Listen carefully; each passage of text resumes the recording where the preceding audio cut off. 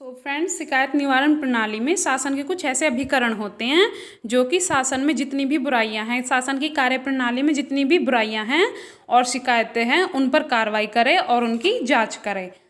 तो इसी संदर्भ में लोकपाल और लोकायुक्त जैसी अवधारणाओं का उदय हुआ। और बात करें यूरोप की, तो यूरोप में इस प्रकार की संस्था है ओम्बुड्समैन, जिसे कि भारत में लोकपाल के नाम से जाना जाता है।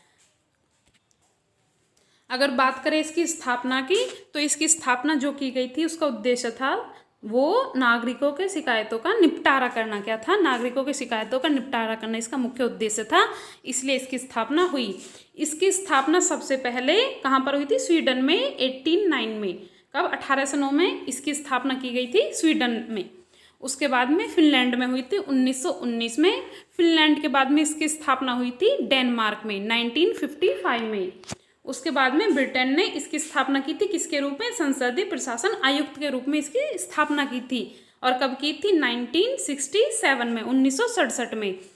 देन उसके बाद में हमारे भारत का नंबर आता। भारत में लोकपाल की स्थापना हुई थी, वो हुई थी 2019 में। तो एक बार फिर से देख लीजिए आप, स्वीडन में इसकी स्थापना हुई थी, वो 1809 में हुई थी। और ये नेट में क्वेश्चन पूछा जा चुका, तो इसलिए आप थोड़ा अच्छे से देखना ही। तो स्वीडन में हुई थी वो 1809 में हुई थी, फिनलैंड में 1919 में, डेनमार्क में 1955 में। उसके बाद में ब्रिटेन में हुई थी इसकी स्थापना संसदीय प्रशासन आयुक्त के रूप में, और वो हुई थी 1967 में। उसके बाद भारत ने इसकी स्थापना की थी लोकपाल के रूप में, और ये भारत में 2019 में स्थापित हुआ। फ्रेंड्स, ये जो शब्द है ओम्बुड्समैन, तो इसमें जो शब्द है ना ओम्बुड्स, ये एक स्वीडन भाषा का शब्द है, स्वीडिश भाषा का ही शब्द है। स्वीडन की भाषा स्वीडिश, तो उसका ये शब्द है जिसका अर्थ होता है कि किसी दूसरे व्यक्ति के प्रतिनिधि के रूप में कार्य करना। यानी कि जो जनता होती है, नागरिक होते हैं, उनके प्रतिनिधि के रूप में उनकी शिकायतों का निपटारा करते हैं ये ओम्बुड्समैन या फिर लोकपाल। अब हम इनके कार्यों की बात करते हैं। तो सबसे पहले इसका कार्य है कुप्रशासन की देखभाल करना। क्या है? कुप्रशासन की देखभाल करना। प्रशासनिक अधिकारियों के विरुद्ध कुप्रशासन, इसके अलावा प्रशासनिक विवेक का दुरुपयोग करना और भ्रष्टाचार के खिलाफ ये लोगों की शिकायतों की जांच करते हैं कि जो प्रशासन है क्या वो लोगों के लिए कार्य कर रहा है या नहीं, इसकी भी देखभाल करना इसका प्रमुख कार्य है। इसके अलावा जो इसका दूसरा सबसे महत्वपूर्ण कार्य है वो है प्रशासनिक भ्रष्टाचार। तो ये भी जो ये ओम्बुड्समैन संस्थाएं होती हैं, ये क्या करती है? जो किसी भी देश में व्याप्त भ्रष्टाचार की देखरेख करती है, उसकी जांच पड़ताल करती है और पता लगाती है कि जो सरकारी नीतियां हैं क्या वो सही तक लोगों तक पहुंच पा रही है या नहीं, या फिर प्रशासनिक भ्रष्टाचार के कारण वो नीतियां केवल कागजों पर ही सीमित रह गई हैं, उनका धरातल पर कोई जो देखने को वो नहीं मिली हैं। इसके अलावा साला मॉडल या कोई भाई भतीजावाद, तो आपने देखा होगा कि जो प्रशासनिक अधिकारी हैं वो अपने यहाँ पर अपने जो रिश्तेदार हैं, अपने जो रिलेटिव्स हैं, उनको ही नौकरी वगैरह पर रखते हैं और उनके कार्यों को बहुत जल्दी कर देते हैं। तो इस तरह से प्रशासन में बहुत ज़्यादा भ्रष्टाचार फैल गया है और भाई भतीजेवाद का बोलबाला हो गया है। तो ये संस्था इस तरह की जो केस होते हैं, इस तरह की जो समस्याएं होती हैं, उनकी देखभाल करता है ताकि जो जनता है सभी को परस्पर सम्मान मिले, सभी को समानता का अधिकार मिले। कहीं ऐसा ना हो कि जो अधिकारी हैं, प्रशासनिक अधिकारी हैं, वो केवल अपने चहेतों को ही प्रशासन में रखे या फिर उनको नौकरियां दे, उनके कार्यों को पहले करे। नेक्स्ट है अशिष्टता। यानी जैसा आपने देखा होगा कि कभी अधिकारियों के ऑफिस में जाते हैं तो वहाँ पर जो लोग होते हैं, नागरिक होते हैं, गरीब लोग होते हैं, उनके साथ में बहुत ही अशिष्ट आचरण किया जाता है। तो ये देखने के लिए कि क्या इन लोगों के साथ में सही व्यवहार किया जा रहा है या नहीं, तो इस तरह से ये उन सब चीज़ों की भी देखभाल करते हैं या फिर उनकी जो है जांच पड़ताल करते हैं कि कहीं किसी के साथ में कोई दुराचार ना हो, उनके साथ में सही से आचरण किया जाए और उनका कार्य समय पर किया जाए। आगे इसमें प्रशासनिक विवेकाधिकार का दुरुपयोग। जो भी प्रशासनिक अधिकारी होते हैं वो क्या करते हैं? अपने विवेक का दुरुपयोग करते हैं, अपने पद का दुरुपयोग करते हैं और उस शक्ति का गलत रूप में उपयोग करते हैं, या तो किसी को मतलब रिश्वत के रूप में, भ्रष्टाचार के रूप में, इस तरह से इन चीज़ों को, गलत चीज़ों को बढ़ावा मिलता है। इसलिए जो ओम्बुड्समैन है, यूरोप में जो ओम्बुड्समैन है, उसका प्रमुख कार्य है कि प्रशासनिक विवेकाधिकार के दुरुपयोग को रोकना। अब हम देखते हैं इसकी नियुक्ति के बारे में। तो स्वीडन सरकार के द्वारा इसकी नियुक्ति वो 4 वर्ष के लिए किया जाता है। स्वीडन में इसकी नियुक्ति संसद द्वारा 4 वर्ष के लिए किया जाता है। कितने साल के लिए? 4 साल के लिए। ये संसद के प्रति उत्तरदायी होते हैं। क्वेश्चन बन सकता है कि जो यूरोप में ओम्बुड्समैन संस्थाएं होती है वो किसके प्रति उत्तरदायी होती है, या ओम्बुड्समैन होते हैं वो किसके प्रति उत्तरदायी होते हैं? वो संसद के प्रति उत्तरदायी होते हैं। संसद के द्वारा ही इनकी नियुक्ति होती है। यह एक राजनीतिक पद है। ये निष्पक्ष काम करता, मतलब किसी भी राजनीतिक आर्थिक दबाव में यह काम नहीं करता। यह सिर्फ जो सही है उसके लिए कार्य करता है। जब तक संसद का विश्वास प्राप्त है यह तब तक अपने पद पर बना रहेगा। यानी जब ओम्बुड्समैन को जब तक संसद सही मानती रहेगी, जब तक संसद का उस पर विश्वास बना रहेगा, वो तब तक अपना कार्य करता रहेगा। वह सभी अधिकारी, जितने भी सरकारी अधिकारी हैं उनके खिलाफ और नागरिकों, न्यायिक और सैनिक पर नज़र रखता है। यानी सभी अधिकारियों पर, नागरिकों पर, न्यायिक और जो सैनिक अधिकारी हैं उन पर भी, सभी पर यह नज़र रखता है ताकि वे निष्पक्षतापूर्वक अपना काम कर सके। यानी ये जो ओम्बुड्समैन होते हैं सभी पर, चाहे वो कोई सरकारी अधिकारी हो, नागरिक हो, कोई न्यायिक अधिकारी हो या फिर कोई सैनिक हो, उन सभी पर ये जांच रखता है कि कहीं अपना कार्य ढंग से तो जो कर रहे हैं या नहीं कर रहे हैं। तो इन सब की जांच ये रखता है। अब हम देखते हैं ओम्बुड्समैन की शक्तियाँ कौन कौन सी होती हैं। अगर बात करें हम इसकी शक्तियों की, तो ये जो हैं ये न्यायाधीश सहित किसी भी अधिकारी पर मुकदमा चला सकते हैं। यानी कि ऐसा नहीं है कि जो जज होते हैं उन पर कोई मुकदमा नहीं चल सकता, बल्कि ये सभी पर, कोई भी अधिकारी हो, न्यायाधीश हो, चाहे कोई और हो, सभी पर मुकदमा चल सकता है। जिसने कि कोई भी गलत कार्य किया हो, जिसने कोई भी भ्रष्टाचार किया हो, सभी पर ये मुकदमा चलाते हैं। हालांकि वह खुद सजा नहीं देता, मतलब ये इनकी थोड़ी सी जो है इनके हम कमी कह सकते हैं कि इसमें जो खुद सजा का प्रावधान नहीं है, बल्कि सजा का काम उच्च अधिकारी देता है। ये सिर्फ उसकी जांच पड़ताल करते हैं और उस पर जो कार्रवाई होती है, सजा होती है, वो कोई उच्च अधिकारी देता है। वह अपने कार्रवाई किसी अनुचित प्रशासनिक कार्रवाई के विरुद्ध नागरिक से प्राप्त शिकायत के आधार पर या अपने पहल पर कर सकता है। मतलब ये जो कोई भी कार्रवाई स्टार्टिंग कर सकते हैं, या तो वो खुद की अपनी इच्छा से कर सकते हैं, अपने विवेक के आधार पर कर सकते हैं। अगर इन्हें लगा होगा कि उस अधिकारी ने, अमुक अधिकारी ने कोई भ्रष्ट कार्य किया, कोई गलत कार्य किया है, या फिर वो कुछ गलत कार्य में लिप्त है, तो ये खुद भी पहल कर सकते हैं। या फिर अगर कोई नागरिक उन अधिकारियों के खिलाफ, भ्रष्ट अधिकारियों के खिलाफ कोई शिकायत करता है, तो उसके पहल पर भी ये कार्य कर सकते हैं। यानी ये नागरिक के कहने पर भी और अपने खुद के विवेक से भी ये कार्य कर सकते हैं, छानबीन कर सकते हैं किसी भी मामले की। प्रशासन और न्यायालय का उसका सीधा नियंत्रण नहीं होता। यानी जो प्रशासन होता है और न्यायालय पर उसका क्या है, कोई नियंत्रण नहीं होता, सीधा नियंत्रण नहीं होता। मतलब वह किसी निर्णय को उलटने या रद्द करने का अधिकार नहीं रखता। अगर मान के चलिए प्रशासन या न्यायालय के द्वारा कोई केस को, जो मतलब उस पर कोई फैसला सुना दिया गया न्यायालय के द्वारा, तो मतलब यह उस न्यायालय के जो निर्णय है उसको उलटने या उसे रद्द करने का अधिकार नहीं रखता। मतलब इसके पास में यह अधिकार नहीं है कि उस मामले को उलट दे या फिर उसे रद्द कर दे, या प्रशासन के किसी भी कार्य को, जो कोई किसी भी निर्णय को उलट दे या कोई रद्द कर दे। इसके अलावा जो फ्रांस है ना, फ्रांस में अलग से प्रशासनिक न्यायालय होते हैं। फ्रांस में अलग से प्रशासनिक न्यायालय होते हैं। प्रशासनिक मामले जो होते हैं उनकी देखरेख करने के लिए फ्रांस में अलग से न्यायालय होते हैं। अभी एक विद्वान है डोनाल्ड सी रोबोट, इनके अनुसार यह नौकरशाही के आतंक के विरुद्ध जनतांत्रिक सरकार की एक दीवार है। काफ़ी अच्छी बात कही है इन्होंने ओम्बुड्समैन के बारे में। तो उन्होंने कहा है कि ये कौन है, डोनाल्ड सी रोबोट, इन्होंने कहा था कि जो ये नौकरशाही के खिलाफ, प्रशासनिक अधिकारियों के खिलाफ आतंक के विरुद्ध, जिन्होंने इतना आतंक फैला रखा जनता के बीच में, ठीक है, तो उनके आतंक के विरुद्ध जनतांत्रिक सरकार की एक दीवार है। क्या है, जनतांत्रिक सरकार की दीवार है, किसके खिलाफ, नौकरशाही के आतंक के विरुद्ध। नेक्स्ट है गेराल्ड केडेन। गेराल्ड केडेन क्या कहते हैं इसके बारे में, इसको संस्थाकृत जन चेतना कहा है। क्या कहा है ये गेराल्ड केडेन ने, इनको मतलब इसको संस्थाकृत जन चेतना कहा है।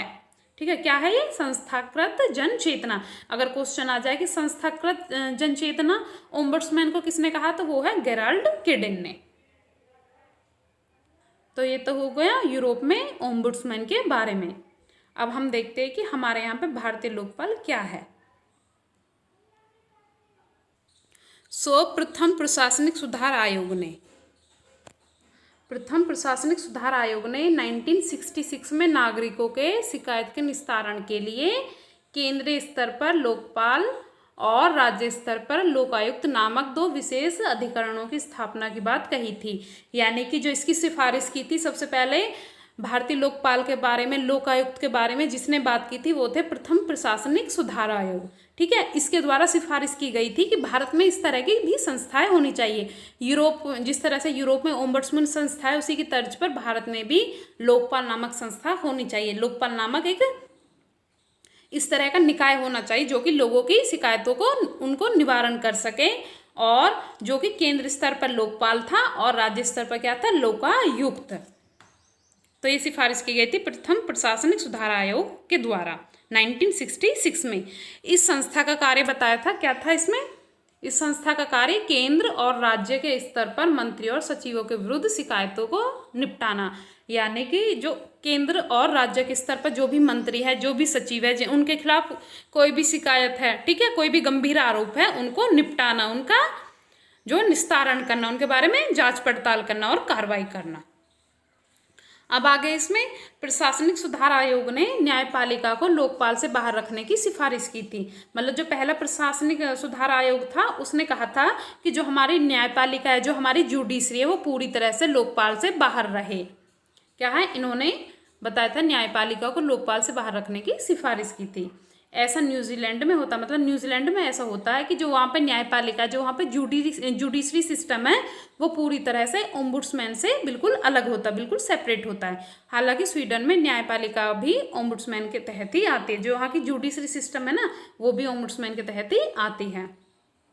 अब अगर हम इसके कार्यकाल के बारे में बात करें तो जिसका कार्यकाल होता है लोकपाल का या लोकायुक्त का कार्यकाल, वो होता है 5 वर्ष की या फिर 70 वर्ष की उम्र, यानी 5 साल या 5 वर्ष या फिर 70 साल।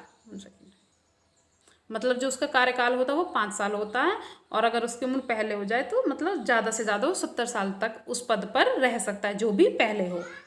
तो आई होप कि यहाँ तक आपको समझ में आगे होगा। आगे लोकपाल के लिए पहला प्रस्ताव 1968 में आया, 1968 में आया था। जब पहला इसका प्रस्ताव आया था लोकपाल के लिए, वो आया था 1968 में।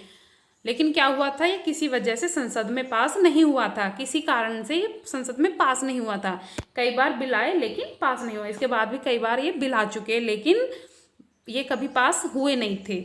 और सबसे पहले जो बिल आया था इसके लिए वो आया था 1968 में। तो ये याद रखना, पूछा जा सकता है ये एग्जाम में कि कब आया था पहला बिल, कब पास, पहला बिल कब आया था जो कि पास नहीं हुआ था, वो हुआ था 1968 में। इसके बाद भी लगातार बिल आते रहे लेकिन कभी पास नहीं हो पाए। इसके बाद में 2011 में बिल पास हो गया। कब हो गया था इसका बिल पास, वो 2011 में हो गया था, लेकिन इसमें कुछ कमियां थी। ठीक है, पास तो हो गया 2011 में, लेकिन इसमें कुछ कमियों के साथ में बिल पास हो गया। कुछ कमियां थी जिसके साथ में बिल पास हो गया, जिसके चलते लोकपाल का गठन नहीं हो पाया। कुछ कमियां थी जिसके कारण कि लोकपाल का गठन नहीं हो पाया था। तो 2018 में दोबारा बिल आया। यह बिल फिर से जो मतलब संसद में आया और अंततः 2019 में इसकी नियुक्ति हो गई।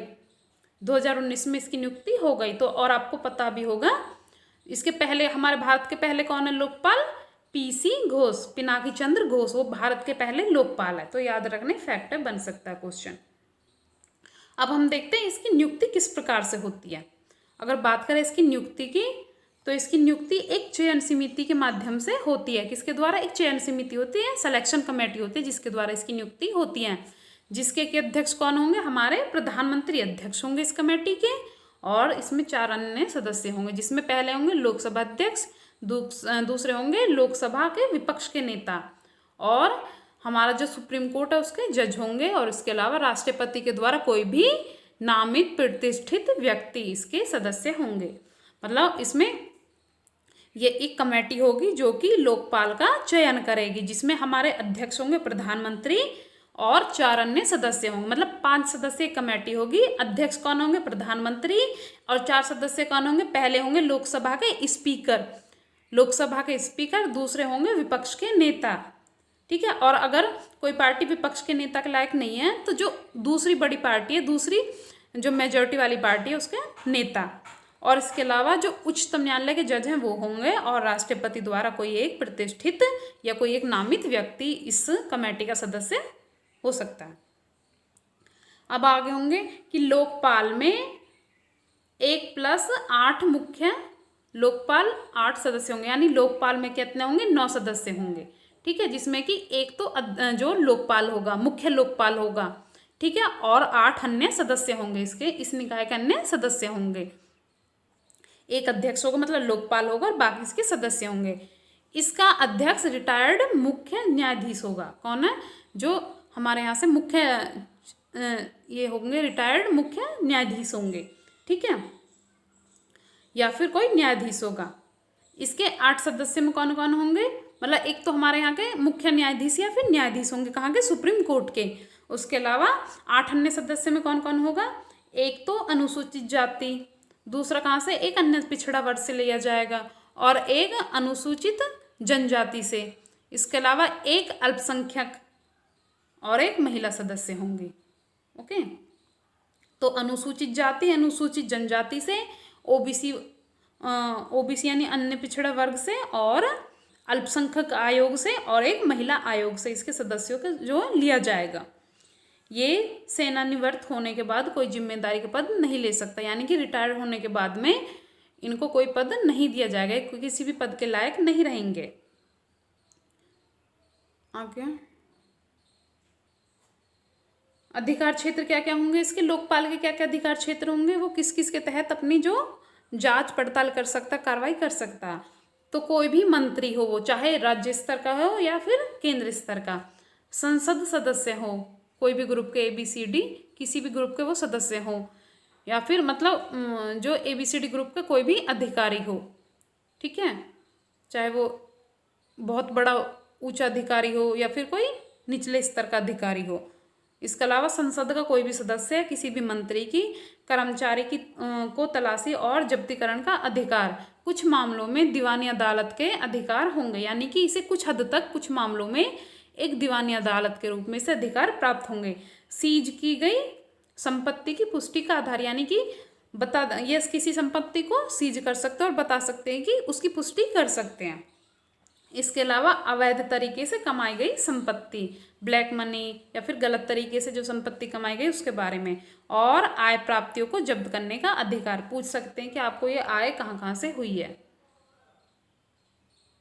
इसके अलावा भ्रष्टाचार के आरोप और सरकारी अधिकारियों के स्थानांतरण या निलंबन की सिफारिश का अधिकार, मतलब ये किसी अधिकारी पर अगर भ्रष्टाचार का आरोप है तो उसकी जांच कर सकते हैं। इसके अलावा जो सरकारी कर्मचारी होते हैं अगर उनका ट्रांसफ़र होता है उसके लिए मतलब सिफारिश कर सकते हैं या फिर उसको रोकने की सिफारिश कर सकते हैं। इसके अलावा अगर उन्हें लगता है कि यदि कोई किसी केस में शुरुआती जांच में ही कुछ संदेह दिखाई देता है, यानी कि उन्हें लगता है कि ये चीज़ें इलीगल है और उसमें स्टार्टिंग में उन्हें डाउट हो जाए, तो उसके लिए संपूर्ण संपत्ति को जब्त करने का भी अधिकार है। यानी कोई व्यक्ति उन्हें लगता है कि डाउटफुल है, ठीक है, और वो जो जांच में सहयोग नहीं कर रहा, तो उसका क्या है, उसकी संपूर्ण संपत्ति को भी जब्त करने का लोकपाल का अधिकार होता है।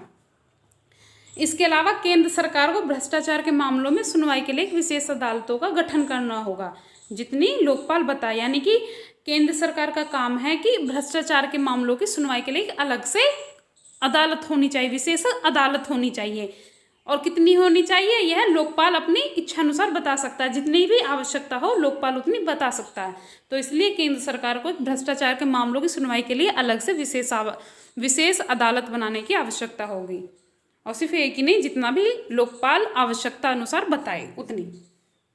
अब हम देखते हैं कि लोकपाल में और ओम्बुड्समैन संस्था में क्या क्या अंतर है। जो हमारे भारत में लोकपाल है और यूरोप में ओम्बुड्समैन है, तो उनमें क्या क्या अंतर होता है। सबसे पहले लोकपाल, तो लोकपाल के बारे में जानते हैं, वैधानिक संख्या में अल्पप्रभावी संख्या है, ठीक है, तो एक कानूनी रूप से एक अल्पप्रभावी संख्या होती है, मतलब इनकी संख्या कम होती है, और भारत में ये जांच कर सकते हैं, यानी इनका जो क्षेत्र है, जांच का एरिया जो है वो केवल भारत है। लोकपाल के भी इसके सभी दायरे में आते हैं, मतलब लोकपाल के सभी जो केस होते हैं भारत के अंदर, भारत सरकार के अंदर, वो सभी इसके दायरे के अंतर्गत ही आते हैं। ये सूचनाएं प्रेस को नहीं देगा, मतलब मीडिया को ये कोई भी सूचना नहीं दे सकते। तो फिर से देखते एक बार। एक तो ये वैधानिक संख्या में अल्पप्रभावी संस्था है। क्या है? अल्पप्रभावी संस्था है, संख्या नहीं संस्था है। उसके बाद में ये भारत में जांच कर सकता है, भारत के किसी भी राज्य में जहां भी इन्हें लगे कि हमारी जो जांच का दायरा है या हमारा अधिकार क्षेत्र है उसमें जांच कर सकते हैं। ठीक है। और इसके अलावा ये कोई भी सूचना किसी भी मीडिया को नहीं दे सकते। और भारत में शिकायतें लंबी समय तक विचाराधीन पड़ी रहती हैं। बहुत शिकायतें जो काफ़ी समय से लंबित पड़ी हुई हैं। ठीक है। उसके अलावा वहीं भारत में किसी दूसरे व्यक्ति को पहल करना पड़ता है। मतलब जैसे यूरोप में क्या, वहाँ पर जो ओम्बुड्समैन होते हैं वो अपनी पहल के द्वारा भी किसी समस्या को, किसी भी केस को उठा सकते हैं। लेकिन भारत में क्या, जब तक कोई नागरिक किसी के लिए शिकायत नहीं करेगा तो लोकपाल कोई भी केस नहीं उठा सकते हैं। मतलब उठा भी नहीं पाते हैं। आगे क्या है इसमें, भारत में भ्रष्टाचार ज़्यादा होने के कारण लोकपाल को प्रभावी संस्था नहीं माना जाता। मतलब ओम्बुड्समैन क्या था, मतलब जैसे यूरोप में कम भ्रष्टाचार है, ठीक है, तो वहाँ पे अच्छे से अपना कार्य कर पाते हैं क्योंकि कुछ ही केस होते हैं भ्रष्टाचार के। लेकिन क्या, भारत में बहुत ज़्यादा भ्रष्टाचार है जिसके कारण लोकपाल पर भी संदेह उत्पन्न हो सकता है। लोकपाल को भी एक प्रभावी संस्था नहीं माना जा सकता। अब हम देखते हैं कि ओम्बुड्समैन किस प्रकार से कार्य करते हैं। तो यह संवैधानिक एवं प्रभावी संस्था है। क्या है? संवैधानिक है। लेकिन हमारा ये क्या था, ये वैधानिक थी, सिर्फ ये वैधानिक थी। ठीक है। इसका संविधान में कोई उल्लेख नहीं है, लोकपाल का संविधान में कोई उल्लेख नहीं है। ये सिर्फ वैधानिक संस्था है, कानूनी संस्था है। इसके अलावा जो ओम्बुड्समैन संस्था है वो एक तो संवैधानिक है। क्या है? संवैधानिक और प्रभावी संस्था है, यानी कि उसका संविधान में वहाँ पर उल्लेख होता है ये ओम्बुड्समैन का, इसके बारे में। यूरोप में स्वीडन हो गया और जो बाकी कंट्रीज है। इसके अलावा प्रधानमंत्री और अन्य मंत्रियों के विरुद्ध भी ये जांच कर सकता है। हालांकि जो हमारा लोकपाल है वो भी प्रधानमंत्री के विरुद्ध जांच कर सकता है। इसके अलावा न्यायाधीश, सैनिक, प्रशासन, स्थानीय संस्थाओं सहित सभी लोक सेवक इसके दायरे में आते हैं। ये जो लोग, चाहे वो न्यायाधीश हो, चाहे कोई सैनिक हो, प्रशासन हो या फिर स्थानीय संस्थाएं, सभी लोकपाल मतलब सभी लोक सेवक इसके दायरे में आ जाते हैं। ये सभी की जांच कर सकता है। इसके अलावा जहाँ पर जो हमारा लोकपाल था वो कोई भी सूचना प्रेस को नहीं दे सकता था, मीडिया को नहीं दे सकता था। लेकिन यहाँ पर कोई भी सूचना को प्रेस को दिया जा सकता है कि उस व्यक्ति के खिलाफ कौन सा जो अपराध है, उसने कौन सा अपराध किया, कौन सा केस दर्ज है, तो ये सारी जो सूचना है वो प्रेस को दी जा सकती है। इसके अलावा स्वीडन में निर्णय आम जनता को भी मिल जाती है। इसके अलावा ओम्बुड्समैन स्वयं पटल पर किसी मामले की जांच कर सकता है। लोकपाल क्या, हमारे यहाँ पर किसी और को, किसी नागरिक को पहल करनी पड़ती है जांच के लिए, लेकिन यहाँ पर स्वीडन में कोई भी मतलब जो ये ओम्बुड्समैन है ये खुद की अपनी पहल से भी कार्य कर सकते हैं। और इसके अलावा स्वीडन में ओम्बुड्समैन की शिकायतें स्वीकार कर ली जाती है। यहाँ पर काफ़ी जो बहुत ज़्यादा प्रॉब्लम होती हैं, बहुत ज़्यादा प्रॉब्लम फेस करनी पड़ती है लोकपाल को कोई भी शिकायत को स्वीकार करवाने के लिए। लेकिन क्या है, यहाँ पर इनकी शिकायतें स्वीकार कर ली जाती हैं।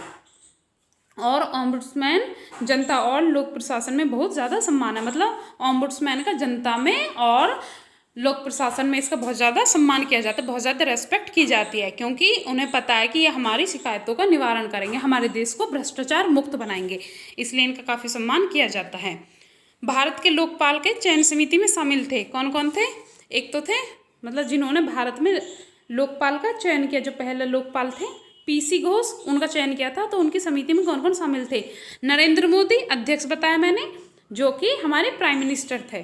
ठीक है, प्राइम मिनिस्टर अभी भी हैं और उस टाइम पे भी थे जब इसका लोकपाल का चयन हुआ था। इसके अलावा सुमित्रा महाजन जो कि लोकसभा स्पीकर थी। इसके अलावा रंजन गोगोई जो कि मुख्य न्यायाधीश थे, और मुकुल रोहतगी ये कानूनविद थे। ठीक है, तो इन्हें राष्ट्रपति द्वारा नामित किया गया, मुकुल रोहतगी को। तो इसमें एक नहीं थे, वो थे ये विपक्षी पार्टी के जो नेता थे, यानी विपक्षी दल के नेता नहीं थे इसमें। तो इसमें 5 सदस्य होते, लेकिन इन्होंने 4 सदस्यों ने ही उसका चयन कर लिया था। अब हम देखते हैं, अब बात हो गई लोकपाल के बारे में जो कि केंद्र सरकार के स्तर पर होते हैं। अब बात करते हैं लोकायुक्त के बारे में, जो कि राज्यों में राज्य सरकार के स्तर पर होते हैं, राज्य स्तर पर होते हैं। तो लोकायुक्त क्या, राज्यों में लोकायुक्त की स्थापना का विचार सबसे पहले प्रथम प्रशासनिक सुधार आयोग द्वारा दिया गया। मतलब लोकपाल का भी इन्होंने दिया, प्रथम प्रशासनिक सुधार आयोग ने, और लोकायुक्त का भी प्रथम प्रशासनिक सुधार आयोग द्वारा ही जो इसकी स्थापना का विचार दिया गया। सबसे पहले उड़ीसा में, कहाँ पर? सबसे पहले उड़ीसा में 1970 में लोकायुक्त कानून पास कर दिया गया था, पारित कर दिया गया था। मतलब सबसे पहले उड़ीसा पहला स्टेट है जहाँ पर कि लोकायुक्त कानून पारित कर दिया गया था, लेकिन लोकायुक्त की उस समय नियुक्ति नहीं हो सकी थी, किसी वजह से उस समय तक भी लोकायुक्त की नियुक्ति नहीं हो सकी थी। तो वहीं महाराष्ट्र ने 1971 में लोकायुक्त को नियुक्त कर दिया। मतलब महाराष्ट्र ने 1971 में कानून वहाँ पे पारित करा लिया और तुरंत ही जो लोकायुक्त की नियुक्ति कर दी गई। तो मतलब महाराष्ट्र पहला स्टेट है, कई बार क्वेश्चन आ चुका है और भी बाकी एग्जाम्स में कि कौन से स्टेट है जिसमें सबसे पहले लोकायुक्त की नियुक्ति हुई है, तो वो है महाराष्ट्र। और अगर बात करें कितने राज्यों में है ये संस्था, तो अभी तक लगभग 12 राज्यों में लोकायुक्त संस्था स्थापित हो चुकी है। काफ़ी अच्छा फैक्ट है, याद रखना। अब देखते हैं कुछ राज्यों में, जैसे कि राजस्थान हो गया, बिहार, यूपी। राजस्थान में 1973 में हो गया थी ये संस्था स्थापित, इसके अलावा बिहार में 1974 में हो गए और यूपी में 1975 में, और जो एमपी यानी महाराष्ट्र है, ये सॉरी मध्य प्रदेश है, सॉरी ये मध्य प्रदेश है, ठीक है। तो मध्य प्रदेश में 1981 में हो गई थी। इसके अलावा महाराष्ट्र हो गया, उड़ीसा हो गया, तमिलनाडु भी है, कर्नाटक भी है, यहाँ पर भी ये संस्थाएं हैं। हालांकि लोकायुक्त की संरचना अभी राज्यों में एक जैसी नहीं है, ठीक है। मतलब सभी राज्यों में एक जैसी इसकी संरचना नहीं है, इसकी नियुक्ति राज्यपाल के द्वारा होती है। तो काफ़ी अच्छा फैक्ट है, किसके द्वारा होती है इसकी नियुक्ति? राज्यपाल के द्वारा, ठीक है। तो मुख्यमंत्री की अध्यक्षता वाली गठित कमेटी की सलाह पर इसकी जो वो होती है, मतलब नियुक्ति होती है, वो मुख्यमंत्री की अध्यक्षता वाली गठित कमेटी यानी सिलेक्शन कमेटी होती है, जिसके कि हेड लीडर मुख्यमंत्री होते हैं। अगर इसके बात करें इसके कार्यकाल की, तो इसका जो कार्यकाल होता है वो 5 वर्ष होता है। तो 5 वर्ष या 65 वर्ष, तो 5 वर्ष या 65 वर्ष इसका कार्यकाल होता है।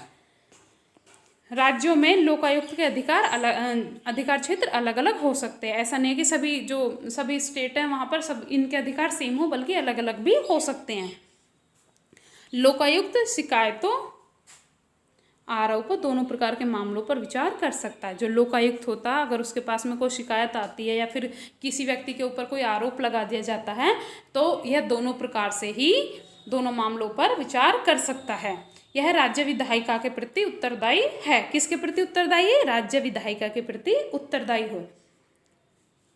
इसके अलावा वह राज्य सरकार के विभागों से प्रासंगिक फाइलें व दस्तावेज को तलब कर सकता। मतलब राज्य सरकार के विभागों से कोई भी फाइलें मंगवा सकता, कोई भी डॉक्यूमेंट्स मंगवा सकता। किस लिए? जांच के उद्देश्य से वो कोई भी जो डॉक्यूमेंट्स है, कोई भी फाइल उसको मंगवा सकता है। हालांकि इसकी सिफारिश केवल सलाहकारी, मतलब इसकी सिफारिश से जो है वो बाध्यकारी नहीं है, केवल वो सलाहकारी रूप से अपना जो निर्णय दे सकता है, कोई सलाह दे सकता है, ठीक है। और राज्य सरकार इनको मानने के लिए बाध्य नहीं है। अगर वह कोई सिफारिश देता है तो ऐसा नहीं कि राज्य सरकार को वो माननी है, बल्कि राज्य सरकार के अपने विवेक के ऊपर, अपनी इच्छा के ऊपर है कि वो उसकी सलाह को माने या न माने। इसमें 8+ सदस्य होते हैं, यानी कि इसमें भी 9 सदस्य होते हैं, जिसमें कि एक अध्यक्ष होता, लोकायुक्त होता, मुख्य लोकायुक्त, और बाकी इसके अन्य सदस्य होते हैं। आधे से ज़्यादा सदस्य न्याय पृष्ठभूमि से होना चाहिए। मतलब इसके जो 50% से ज़्यादा सदस्य हैं वो न्याय पृष्ठभूमि से यानी जुडिशरी से होने चाहिए। ऐसे ही लोकपाल में कि वहाँ पे भी आधे से ज़्यादा सदस्य वो कहाँ से? जुडिशरी से होने चाहिए। इसके अलावा 25 वर्ष का कानून, बैंकिंग, प्रबंधन, सतर्कता आदि का अनुभव होना जरूरी। उसे किस प्रकार का? एक तो 25 वर्ष का कानून का जो ज्ञान होना चाहिए, इसके अलावा उसे क्या क्या हो सकता है?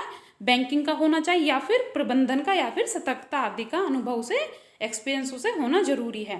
कोई राजनेता इसका सदस्य अध्यक्ष नहीं हो सकता। मतलब कोई भी पॉलिटिकल पार्टी का नेता या कोई भी जो व्यक्ति है जो कि राजनेता है, राजनीति से संलग्न है, जो राजनीति में प्रत्यक्ष रूप से भाग ले रहा है, तो वो इसका सदस्य अध्यक्ष नहीं हो सकता, क्योंकि उनके खिलाफ तो जांच ही होनी है।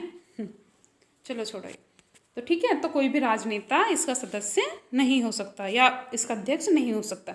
अब हम लोकायुक्त के क्षेत्राधिकार के बारे में बात करेंगे कि उसका अधिकार क्षेत्र कहाँ कहाँ तक है। एक तो सबसे बड़ी चीज़ है कि जो लोकायुक्त है वो मुख्यमंत्री और पूर्व मंत्री के खिलाफ भी जांच कर सकता है। बहुत बड़ी चीज़ है अपने आप में कि जो लोकायुक्त है वो मुख्यमंत्री के खिलाफ और जो पहले मंत्री रह चुके हैं उनके खिलाफ भी जांच कर सकता है, या फिर जो राज्य सरकार में वर्तमान या पहले मंत्री है, पूर्व मंत्री है, राज्य सरकार के वर्तमान या पूर्व मंत्री है, उनके खिलाफ भी ये जांच कर सकता है। आगे क्या है इसमें, यह राज्य विधानसभा का कोई भी सदस्य, मतलब राज्य विधानसभा का कोई भी सदस्य एमएलए हो, ठीक है, तो ये उनकी भी जांच कर सकता है। इसके अलावा राज्य सरकार के अधिकारी या कर्मचारी ए व डी तक के, मतलब राज्य सरकार के उच्च और निम्न सभी अधिकारियों की यह जांच कर सकता है जो कि राज्य स्तर के हो। अब हम इसके अधिकारों के बारे में बात करेंगे। तो इसके पास किसी भी मामले की में जांच एजेंसी के निरीक्षण करने और उसे निर्देश देने का अधिकार है। मतलब लोकायुक्त क्या कर सकता है, कोई भी जांच एजेंसी है उसका निरीक्षण कर सकता है और उसे कोई भी निर्देश दे सकते हैं, ठीक है। अगर लोकायुक्त को लगता है कि कोई दस्तावेज काम का हो सकता है, ठीक है, अगर ये लोकायुक्त को लगे कि कोई भी दस्तावेज या कोई भी फाइल है वो काम की हो सकती है, उससे सबूत हमें मिल सकते हैं, तो वो किसी भी जांच एजेंसी को आदेश दे सकता है और उस स्थान की तलाशी ले सकते हैं और उनको जो दस्तावेज या कोई फाइल है तो उनको क्या अपने पास में जब्त कर सकते हैं। तो ये काफ़ी बड़ी बात है कि किसी भी फाइल को, किसी भी डॉक्यूमेंट्स को वो अपने पास में जब्त कर सकते हैं जिस पे भी उन्हें डाउट हो। अब हम देखते हैं कि इसकी सीमाएं क्या क्या हैं। तो एक तो सबसे बड़ी सीमा ये है इसकी जो भूमिका होती है वो सलाहकारी है। क्या है, सलाहकारी है इसकी भूमिका, वो बाध्यकारी नहीं है, ठीक है। तो इसकी जो भूमिका है, पूछा जा सकता है कि इसकी भूमिका किस प्रकार की है, मतलब वो सलाहकारी है, बाध्यकारी रूप की है, तो वो बिल्कुल पूरी तरह से सलाहकारी रूप की है। अगर राज्य सरकार चाहे तो इसका जो सुझाव है वो मान सकती है और ना चाहे तो ना माने। अतः किसी लोक सेवक का अपराध सिद्ध हो जाने के बाद भी समुचित कार्रवाई नहीं की जाती, ठीक है। अगर किसी के विरुद्ध अपराध सिद्ध हो गया, मतलब उसके खिलाफ पता चला गया कि हाँ भाई इसने किया है, ये चीज़ें की है, आरोप सिद्ध हो गया, फिर भी क्या हो जाता है, क्योंकि इसकी जो प्रवृत्ति है वो सलाहकारी है, तो फिर भी उसके खिलाफ कोई भी कार्रवाई नहीं की जा सकती। इस प्रकार से प्रशासन अनैतिकता और कार्यकुशलता पर अंकुश नहीं लगा पाता। तो सबसे बड़ी चीज़ है क्योंकि उस पर कार्रवाई नहीं हो पाती, तो इसलिए जो लोकायुक्त है वो किसी भी अनैतिक कार्य और कार्यकुशलता पर अंकुश नहीं लगा पाता, वो इनको रोकने में असमर्थ है। इसमें आगे दिया हुआ है, यह संस्था कई मामलों में विशेषता व विविध दृष्टि से सरकार के ऊपर निर्भर है।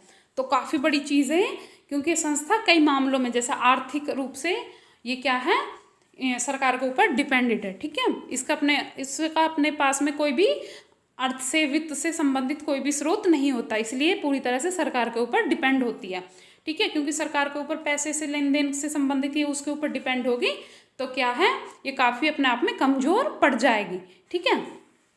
तो वो काफ़ी मतलब कोई भी केस करने से, कोई भी जांच करने से पहले वो काफ़ी जो मतलब इनके बारे में 10 बार सोचेंगे कि क्या ये सही रहेगा, अगर हम जांच करते तो क्या ये हमारे ऊपर फ़र्क नहीं पड़ेगा, हमें मतलब हो सकता है वित्त का जो प्रदान ना करे, इस तरह की चीज़ें, ठीक है। आगे है, इस संस्था तक आम लोगों तक पहुंच बहुत कम है, मतलब आम लोगों की इसमें पहुंच बहुत ज़्यादा कम होती है, बहुत ही कम लोग जो है लोकायुक्त तक पहुंच पाते हैं।